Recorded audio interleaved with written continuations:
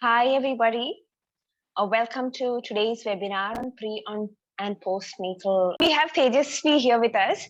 So she is been into, how the Eastern sciences like yoga, nutrition, and everything since quite some time. She has been an art of living teacher, and she has her own health and wellness yoga company called the FitCalm. She's a co-founder of that. It's been almost 6 years since she's working with FitCalm, since she's founded FitCalm. And she's also somebody who's a great enthusiast in conserving nature. So she loves and she believes in having a simple living, making sure that nature is conserved, and there's not much of a waste from our side. And she is a mom to a 6-month-old. She has tried the best practices. She has read, researched, studied the best practices on how to have a healthy conception, how to have a healthy pregnancy, what can be done so that we remain happy as a mother. And once we have the baby, what are the best postnatal practices? So we welcome her. We are very grateful that with a 6-month-old child, she said, okay, that she'll come and she'll share this because she wants lots of people to have this knowledge. So nowadays, a lot of people hear so many things from here and there. We don't know what is the best thing to have, right? So without wasting much time, I will hand over to Tejaswi. So thank you for the lovely introduction, Pooja. And I'm so grateful to be here. And, it's grateful actually for this opportunity to be here with all you wonderful people who have turned the videos on, and some of you who have not, for taking out time on this Sunday. And thank you so much. And so I'm sure there might be a lot of expectations, different expectations. And as I thought, I'll set the context first. We shall be looking at a tiny overview of the pregnancy's key phases. I must say it is just the tip of the iceberg. I shall be walking you through the content along with few supporting slides. So we'll get started.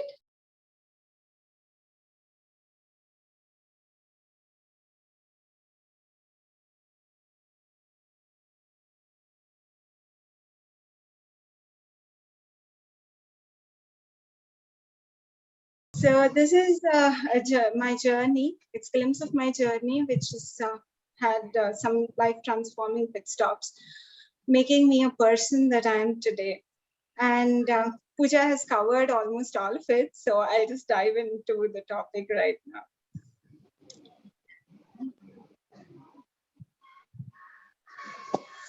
So these are the 3 key phases that we shall be having glimpses at. The prenatal, perinatal, and the postnatal. Preconception, prenatal, and the postnatal. So, so for the plant to be growing, it seems to be a very simple act in nature, right?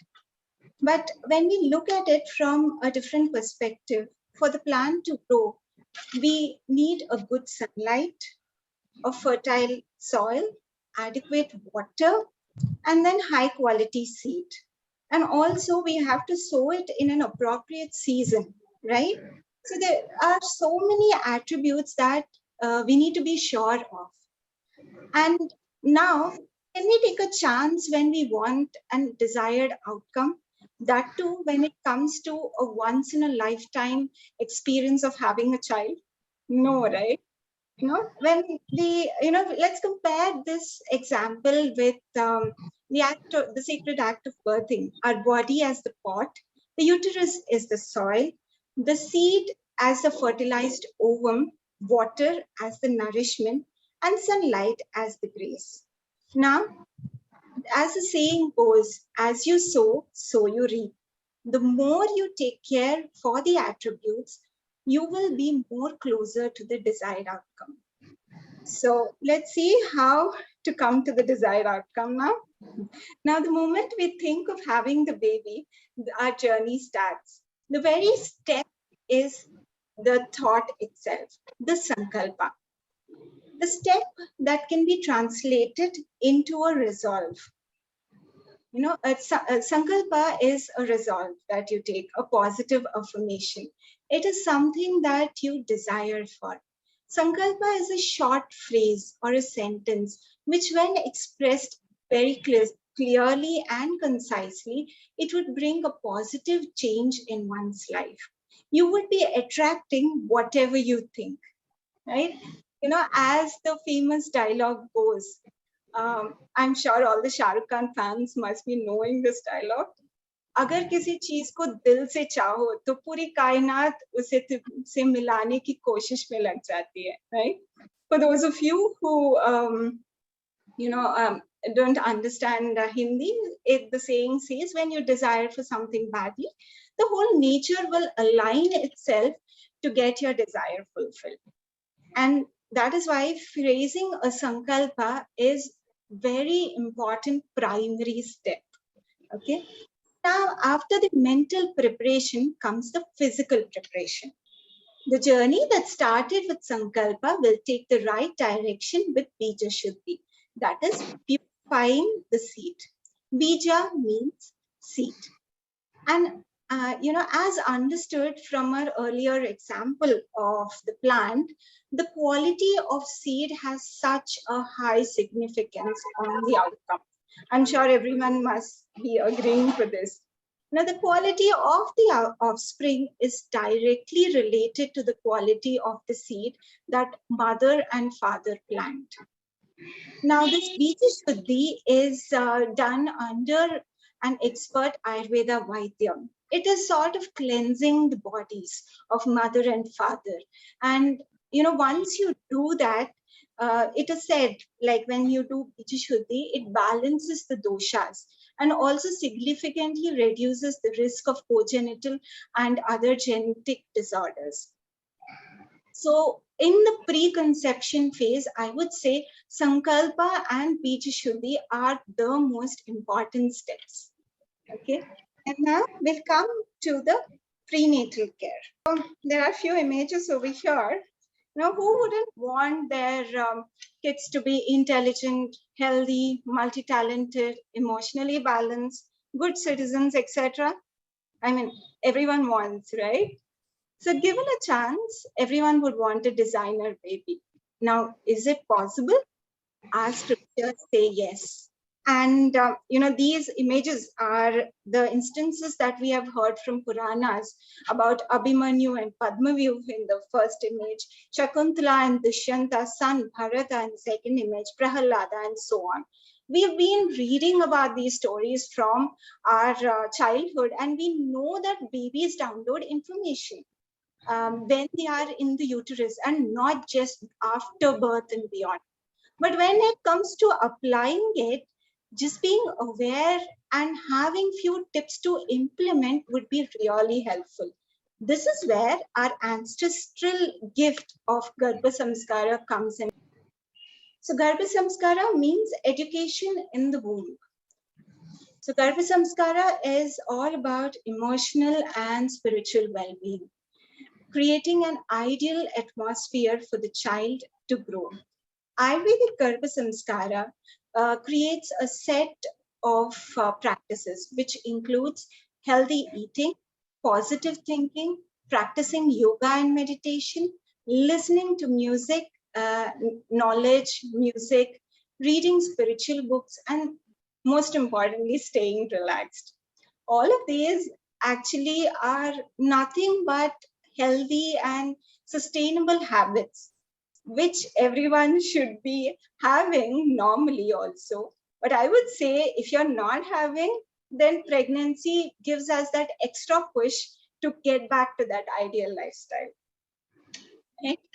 And so the next thing comes, the next thing that should be done during pregnancy, which is very dear to my heart, is yoga and meditation. Yeah. So now, when should we start practicing yoga? So this is the question that many people would be having in their minds. During pregnancy, when should you be starting?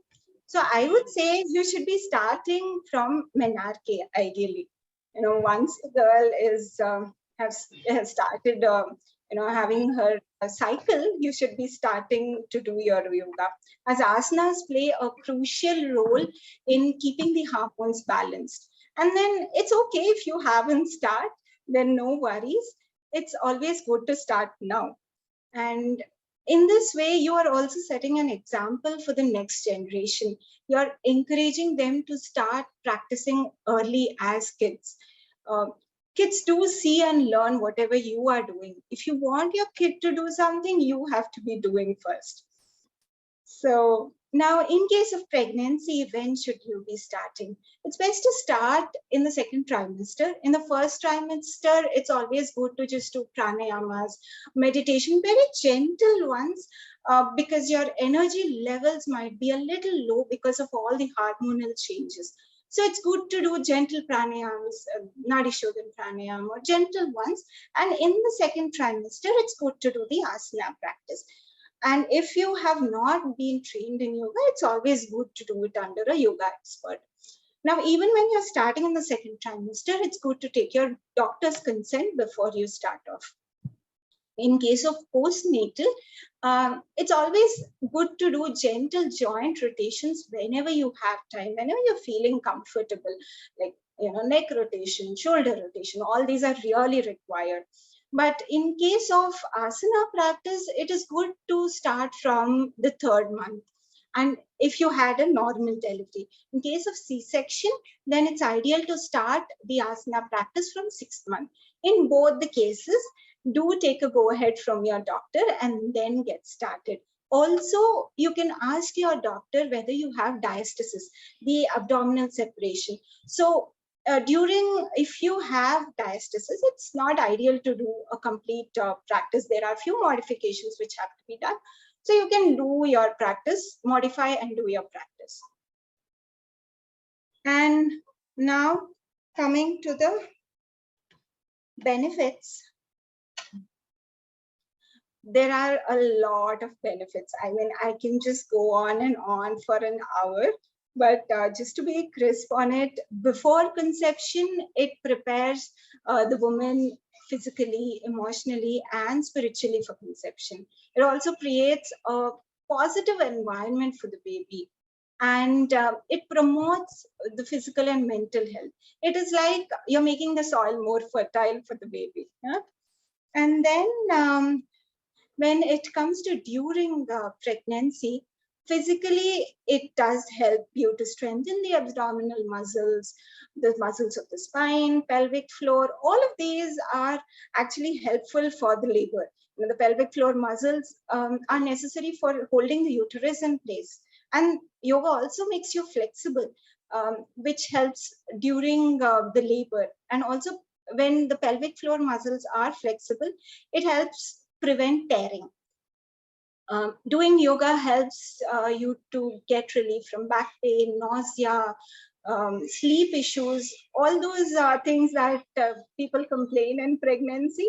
You can actually get a little bit of relief. I would say here that I've been practicing yoga, and throughout my pregnancy, it was very, I should say, it was not difficult. I could face everything, and I was taking my classes. I have not given a break from my classes during pregnancy also. It was very easy, and when it came to birth also, with there also, it was, I did adopt few poses that I've learned in yoga. So all of these really helped me. Like yoga really helped me during my pregnancy phase. So I would definitely advise, if you're not doing already, you should be starting to do yoga. Also, the most important thing about weight, yoga will help you to gain more control on your weight. And also, as the abdominal girth increases, there's a huge, there's not much space for the lungs. Everything is clamped a little. So even for the respiratory system, it's very helpful. And during the labor, the more techniques you learn about breathing, that will help you during labor. So it also helps you with the posture, right? And mentally, it helps you to relieve from stress, fear, and anxiety. Like there was a stat which came out that 78% of the pregnant women are experiencing stress. And avoiding stress is really essential for your pregnancy, because it is like unnecessary things happen like miscarriage or preterm births, which is not required, and it's in our hands to avoid stress. Yeah. So relaxation, yoga and meditation helps with relaxation and stress management. It also helps you to balance and stabilize the emotions which are unstable because of the hormones. I mean, we always think what is happening at the moment. This is not me. Yes, it is not you. It's just the hormones that are acting. And you do meditation, you will be normal, right? And also for the baby, it creates a more peaceful environment. A positive energy is created. More the mother is happy, the baby is happy, right? It makes the baby feel more secure, connected to the mother. It improves the blood circulation to the baby, and a lot of benefits even to the baby. So yoga is like all-in-one answer to all the problems. And when it comes to postnatally, again, all of the things come, whatever we spoke about, everything again comes postnatally, like correct posture, boosting energy levels, manage weight, helps also with the postnatal depression, and prevents backache. And also, yoga nidra in this phase is very important, especially postnatally, because you will have a disturbed sleep. You have to keep feeding the baby, you will have disturbed sleep. So this case, yoga nidra will give you the required energy that you need. Okay, so let's go ahead. And the other activities that you can do during pregnancy are, so practicing affirmations, the positive ones. We just spoke about it, right, in the Sankalpa, that whatever you think will happen. So practicing the positive affirmations is really important. Then daily journaling helps you to reflect, improve, and plan better. Yeah, and Garbh Samskara. So it's like connecting to your baby, assuring their comfort. Like you can talk to your baby, tell them about whatever you're seeing around, explain them what you're eating, the color of the food, the taste of the food. You can also explain them about the tree. Each topic you can take and explain. Just connect with the baby.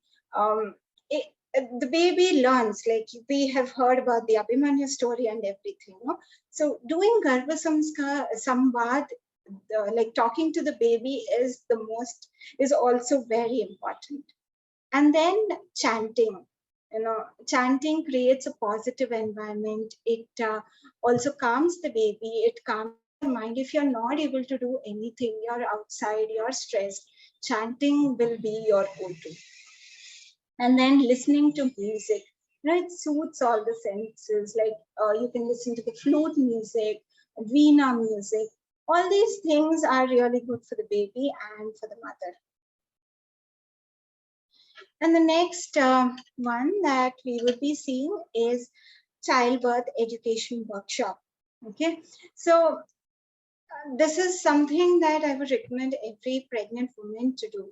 So if you are entering a room which is completely dark, you're new to it, you're entering into the room, you would be scared and clueless of what things are present and how you will navigate through the room, right?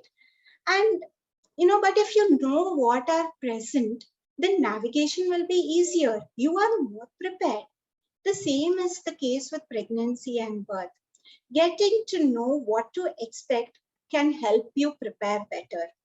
It's like when I take classes and I talk to mothers, even the second time mothers who already have a baby and they attend the workshops or classes, they always say, I've never known all this. It would have been really simple in my first pregnancy if I would have known.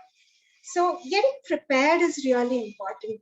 So you would be able to overcome unnecessary interventions and would be in a position to make informed choices.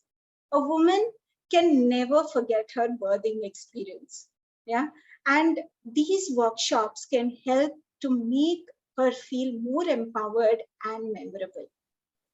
And also, Along with the mother, the baby is undergoing a lot during the birthing process.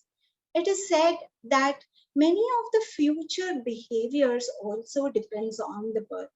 So getting yourself equipped will help the baby and you, both of you will feel nice. Yeah? So now let's look at the contents of the workshop. So during pregnancy, these contents that I'm saying is generally what will be in the labor management workshops and what we include in our workshops too.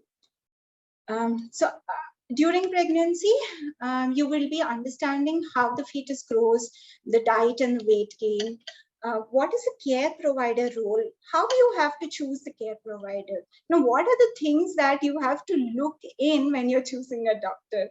What are the questions that you can ask? All of these. And the power of suggestions, positive affirmations. And now in labor time, you will be looking at the natural pain relief methods, like through breathing and massage. What are the comfort measures during labor? The comfort measures from yoga, from different practices. What to expect during a vaginal birth and a C-section? What are the stages of labor? What is the fetal position? When to go to the hospital? This is one of the most important things. When to go to the hospital? And we'll also talk about the interventions, epidural, and the role of spouse, how the spouse can support the lady in the labor room. And then after birth, breastfeeding and bonding with the baby, delayed cord clamping, skin to skin, breast crawl, golden hour details. So all of these are very essential, has to be done, but most of the afterbirth practices are not followed by many of the hospitals. So if you're informed about, okay, there is delayed cord clamping, there is skin to skin, there are golden hour things that we need to be done. Golden hour is that first hour after the baby is born. Once you take into the hands, that is the golden hour, and it's the most important thing for the baby. So what are the things that needs to be done then? Okay, if you know all of these before you talk with your doctor in advance, and you get all of these things in place. And now moving further, we'll talk about the postnatal care. Yeah, this is the last topic for the day. Now, early motherhood is a time of many changes, both physiological and mental. The mother has to adapt to life with a baby, right? It's challenging time and one that most women are not prepared of. Now, when pregnant, most women can only think of birth and not past that.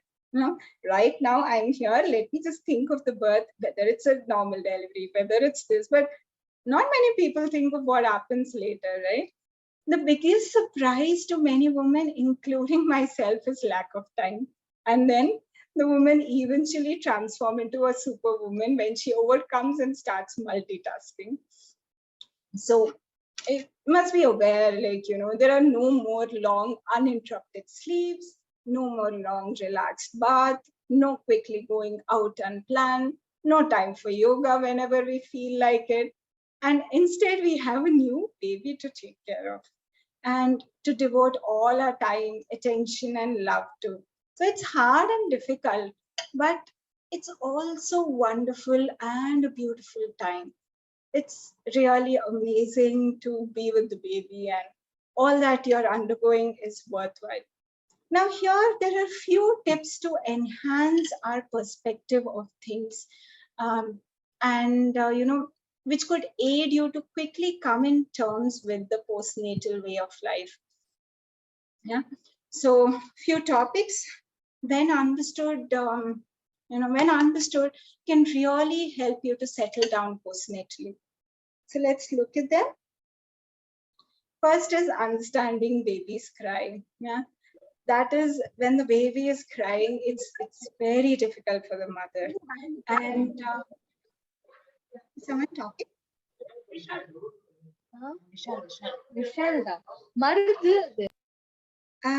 Can you mute yourself, Vidya Sagar? Yeah, muted. Okay, thank you. So understanding babies cry again. So how do babies reciprocate? The only thing that they can do is they talk to us through cry when they're feeling hot, when they're feeling cold, when they're hungry, whatever it is, they just cry. So, without getting worried, if you can understand and reciprocate to their needs, it would be very nice. And it's not that you just get it on the first day you have the baby in the hand, and even for 1 or 2 months also, for every mother, even though it's a second child or the first child, for every mother it's different. And to connect to your baby, to understand baby, it takes time. So just give that time for yourself. Just be calm when the baby is crying. The more you get tense, the baby also will be tensed and he will cry even more. So calm down, try to understand what the baby is saying, and I'm sure everyone will get that. The next thing is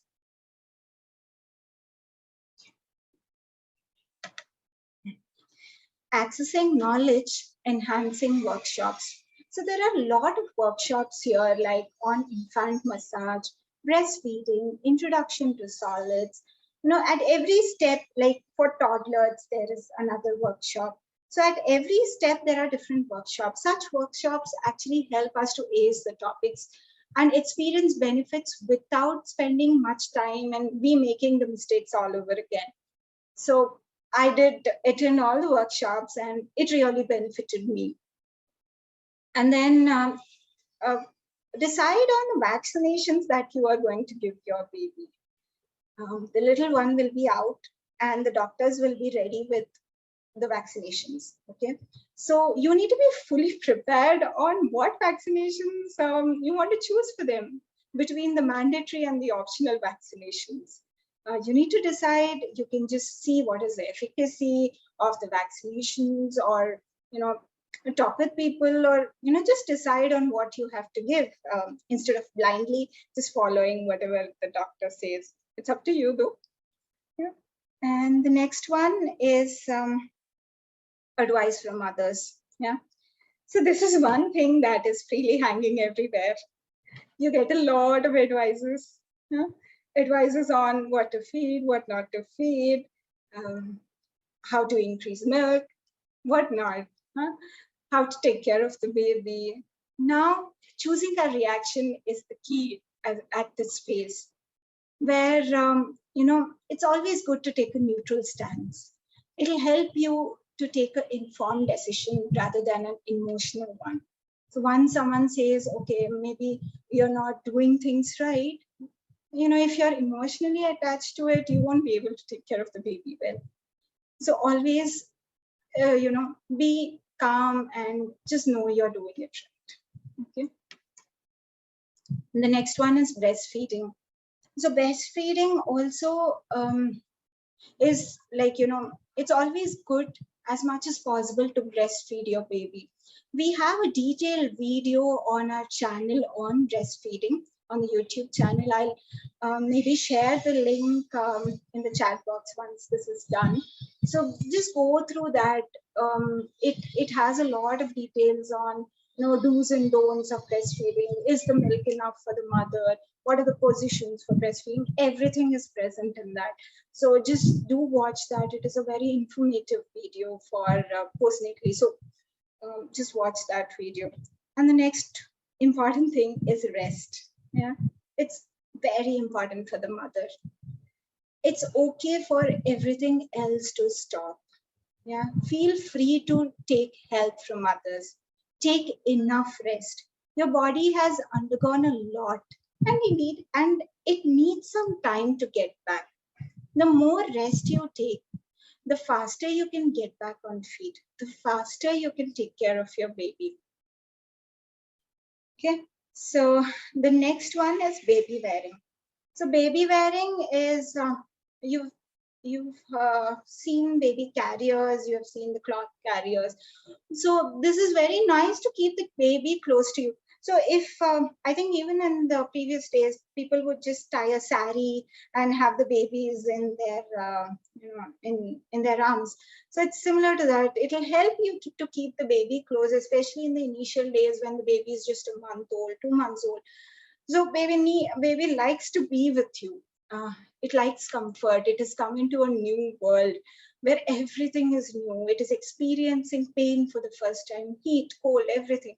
So when it is able to hear mother's heartbeat, when it is able to touch the skin of the mother, baby also feels happy, and you can just wear the baby and continue doing your work. So it's a win-win situation, I should say. And finally, I must say that please be sure whatever you do, you shall be the best mother for your kid. Never doubt yourself. And you know, the mothers have to realize that their bond is always unique and priceless, right? So, as I already said, what we just saw was just a glimpse. There are tailor-made workshops to take you into the desired depths and to help you address your areas of concern and surprises. So you may please reach out to me or Pooja for more details. Yeah, so we do have a workshop coming up in the last week of April. I did tell you what are the contents of the workshop already. So I would definitely recommend you to attend either this childbirth workshop or any childbirth workshop. It'll be So a it is good how many guide. days? It is for 3 days, 2 hours each day. Thank you so much, Tejaswi, for coming on. And she has a 6-month-old baby, so she's actually coming and saying this. I have seen her go through her pregnancy journey, and that's the reason why I told her you have to do this webinar, because this book, even though it's a short one, there's so much to pregnancy. There's so much prenatal, postnatal preparations that one can do. If you really, not just for the information, if you really practice it, it will definitely change the quality of your entire pregnancy, conception, birthing experience. So please do reach out to us. We have a organization called the Wellness Yatra, which is into holistic health and wellness, as to how you can be healthy and well just by being with nature, just not just being how we are, no, by adapting some lifestyle changes, doing yoga, meditation, having a good routine. And even Tejaswi said she also runs something called as FitCalm, where they do similar things, with the help of yoga as a tool for transformation. So yes, do reach out to us. But before we leave, we'll all have a small experience of meditation, a short one. So you can all sit comfortably and easily, and you can keep your eyes closed and just follow through the instructions. It will be a very short one, and it will be a very calming experience. Yeah, you can So keep highlight your eyes closed.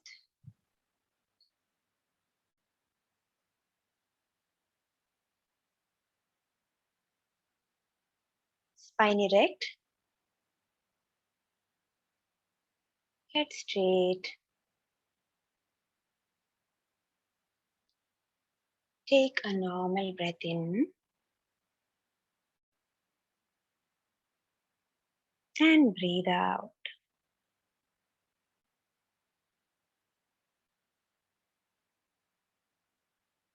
Take a deep breath in.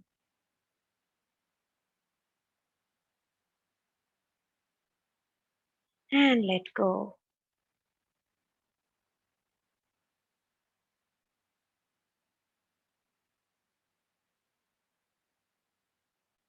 Become aware of your feet.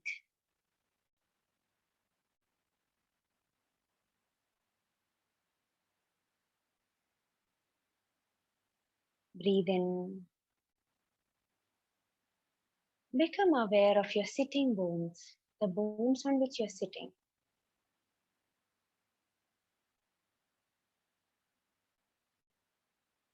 Take a long deep breath in.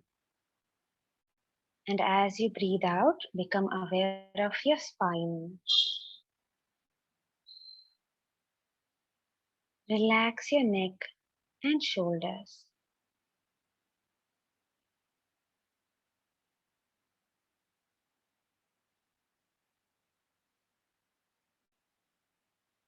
Take a breath in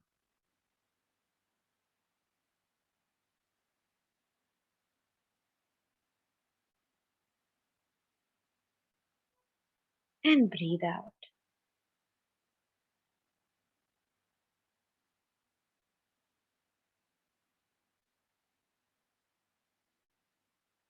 Allow your attention to focus only on your body.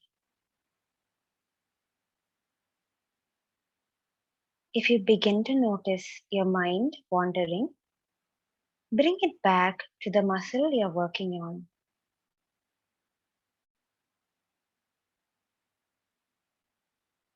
Now let's begin. Gently tighten the muscles in your forehead by raising your eyebrows as high as you can, keeping your eyes closed. Hold it over there.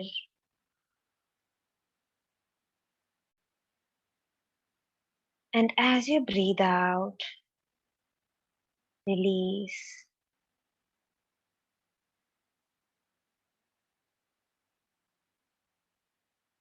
Feel the tension fall away. Now smile widely, feeling your mouth and cheeks tense. Hold and release, appreciating the softness of your face.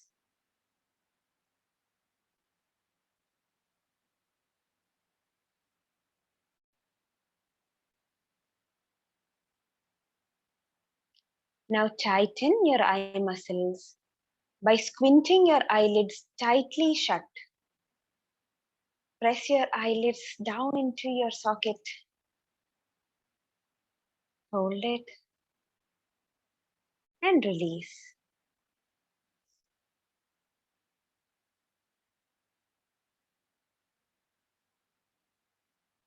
Take a breath in and breathe out. Gently pull your head back as if you want to look at the ceiling. Hold it for about 5 seconds.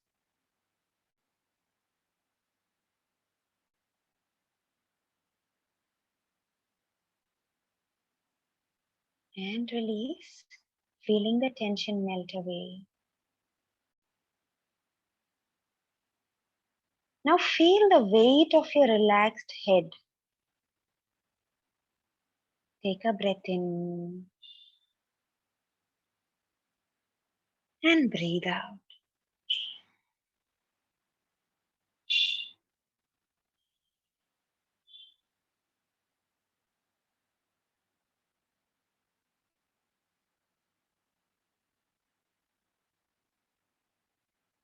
Let go of all the stress.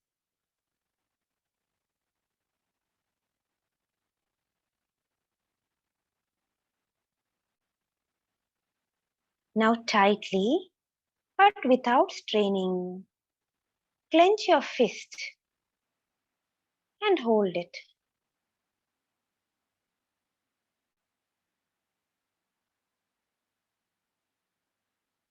Release.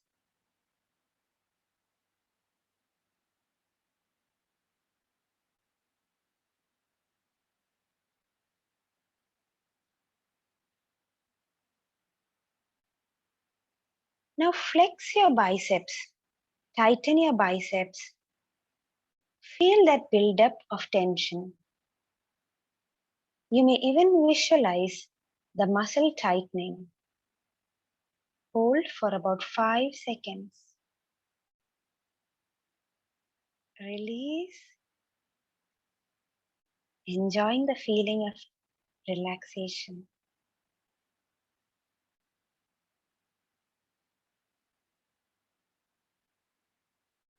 Take a breath in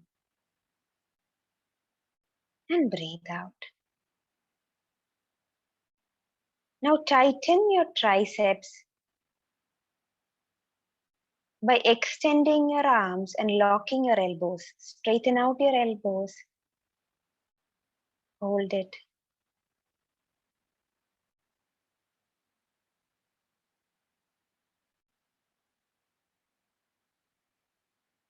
And release.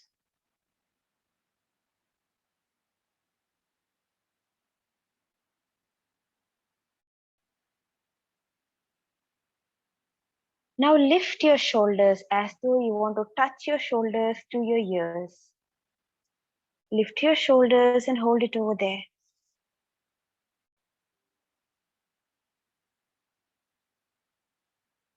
Quickly release, feeling their heaviness.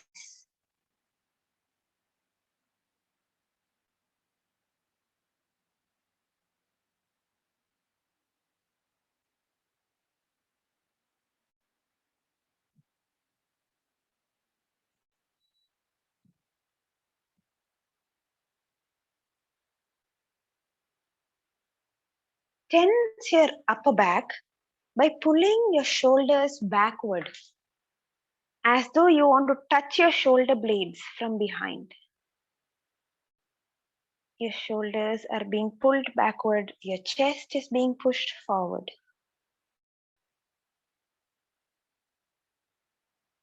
Hold it over there and release.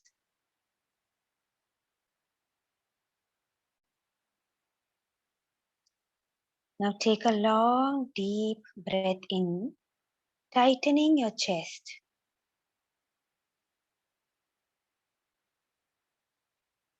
Hold for about 5 seconds.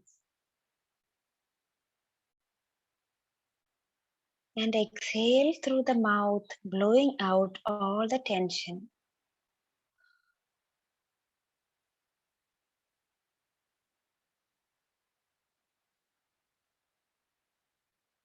Now tighten the muscles in your stomach by sucking in.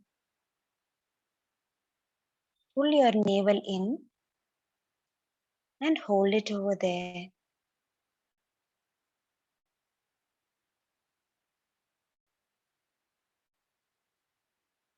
And release.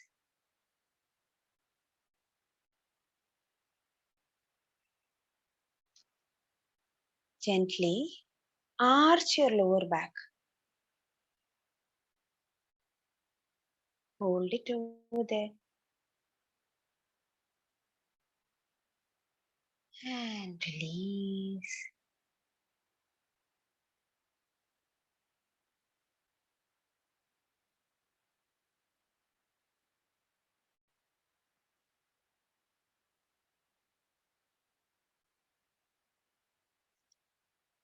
Feel the relaxation in your upper body, letting go of the tension and stress.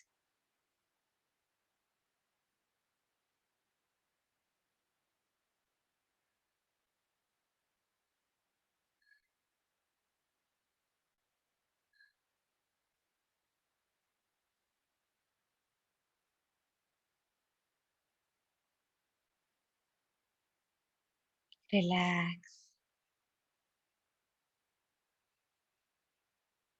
Now tighten your buttocks. Pull your anal muscles in and tighten the muscles on your buttocks. Squeeze your buttocks in. Hold it over there. And gently, with a beautiful smile, release. Imagine your hips are falling loose.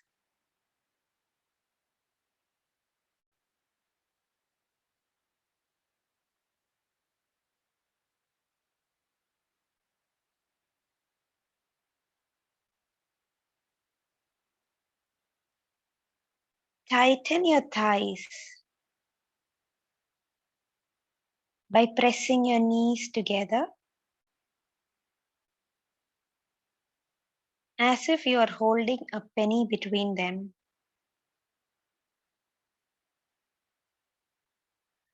And release.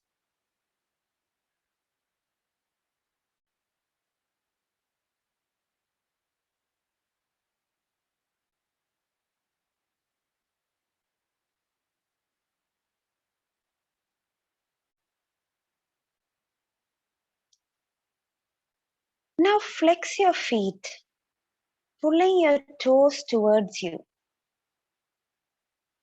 Feeling the tension in your calf muscles. Hold it.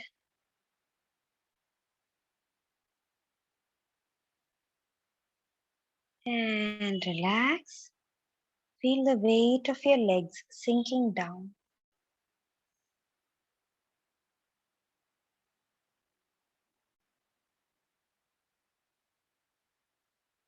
Now curl your toes under.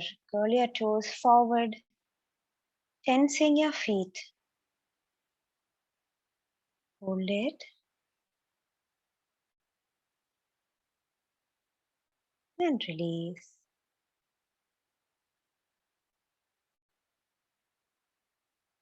Relax completely.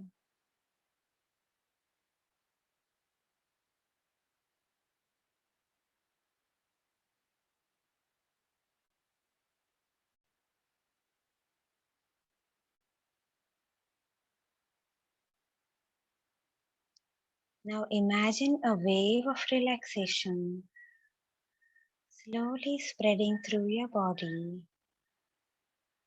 beginning at your head and going all the way down to your feet.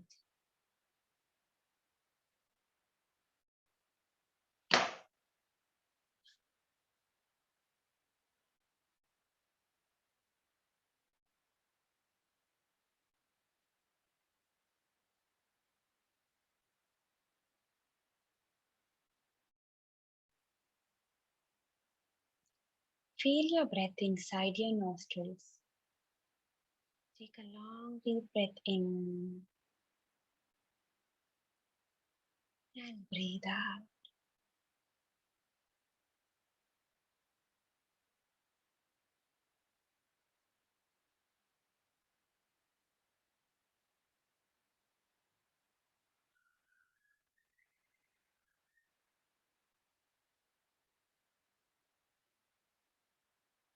Take another long deep breath in and let go. You may gently rub your hands together, gently, taking your own time. Rub them on your face very lightly. Glide your palms down your face, shoulders and eyes. And with a gentle, beautiful smile and lots of gratitude, open your eyes. Very good. How are you all feeling? How is it? I can see beautiful. Very nice. I can see smiles on those who have kept the video on. And I hope the others also enjoyed it. Thanks, Priyanka. Have a good evening. We'll meet you soon with an Thank you so much. Bye.